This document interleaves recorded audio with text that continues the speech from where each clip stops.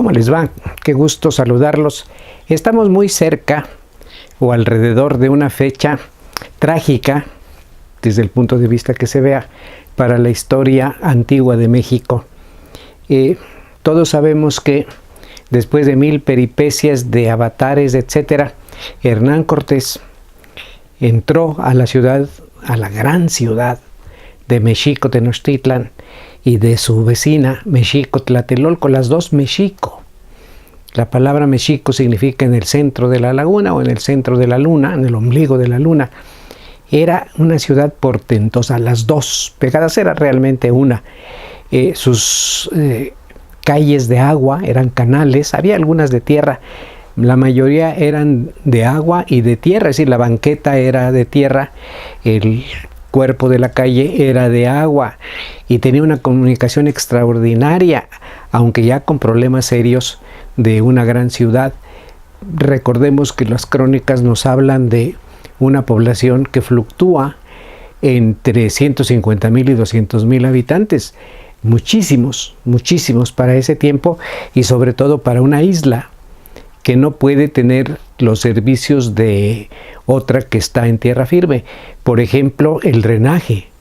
No podía haber drenaje en una ciudad que flota sobre el agua, porque la mayor parte de sus manzanas, por llamarlas así, flotaba sobre el agua, es decir, estaban soportadas sobre troncos de árboles profundamente enterrados en el fondo de la laguna, y encima con otras vigas transversales sobre las que se había echado agua.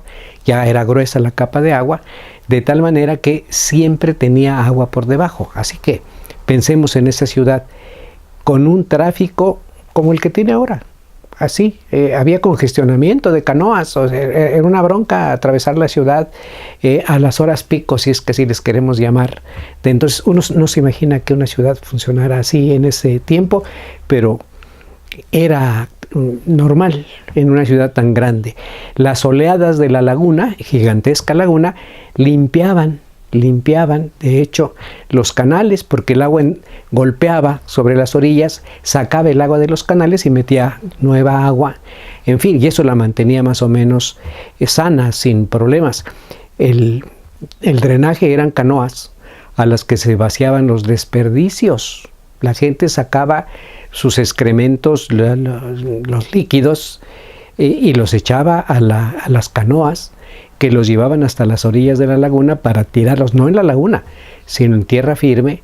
Y dicen algunos que eran acaparadas todas estas canoas por los que sembraban chiles, porque con este abono los chiles salían más picosos. Pero ese no es el tema que estamos queriendo tocar.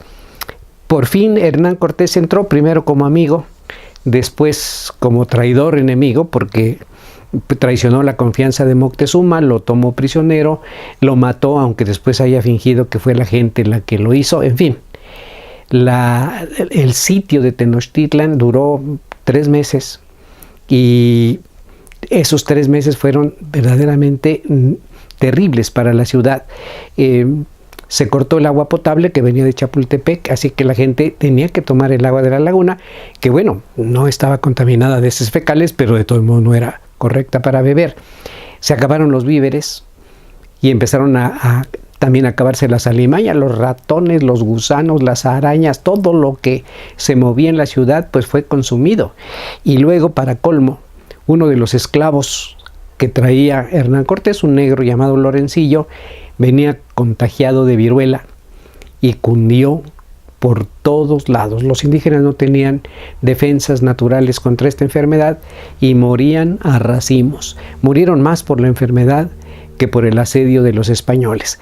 13 bergantines, es decir, barcos pequeños, daban vuelta alrededor de la isla cañoneando intermitentemente, de tal manera que se destruía uno a uno las casas señoriales, los palacios, los templos, iban cayendo. Dice los tlatelolcas en una crónica que hicieron los anales de Tlatelolco, que el olor era insoportable, que la sangre embarraba todos los muros y las calles, y los gusanos de la putrefacción pululaban por todos lados, y que no había manera de enterrar a los muertos, había que derribar los muros para que cayeran encima de los cadáveres, porque no había manera de sepultarlos porque se contagiaban los que hacían esta operación. Pero finalmente el asedio se concentró en Tlatelolco, porque Tenochtitlan ya había caído, de hecho, en manos de los españoles.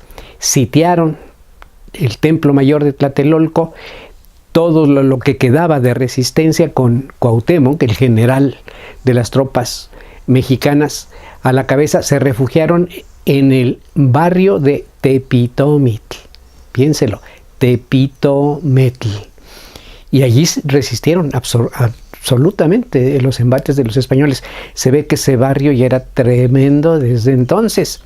Pero los jefes tenochcas tomaron una decisión.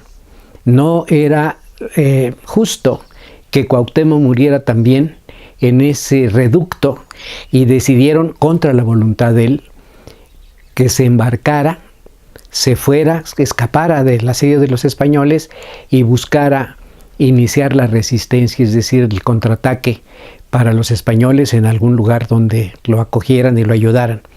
Y así lo hicieron. Y esto lo digo porque el que no busca a la historia la repite, le repite sus errores. Fíjense lo que hizo Cuauhtémoc.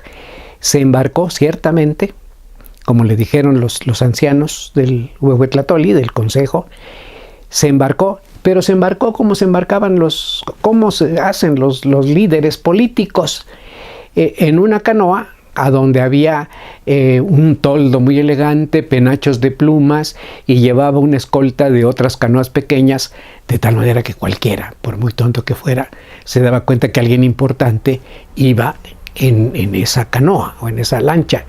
Entonces los españoles, desde la cúspide del Templo Mayor de Tlatelolco, dijeron: allá va, y mandaron al español Holguín con la carabela más pequeña a que lo alcanzara. No tardó mucho en alcanzar esa comitiva y tomar prisionero a Cuauhtémoc, trayéndolo hasta el templo de Tlatelolco, donde estaba Cortés dirigiendo la batalla.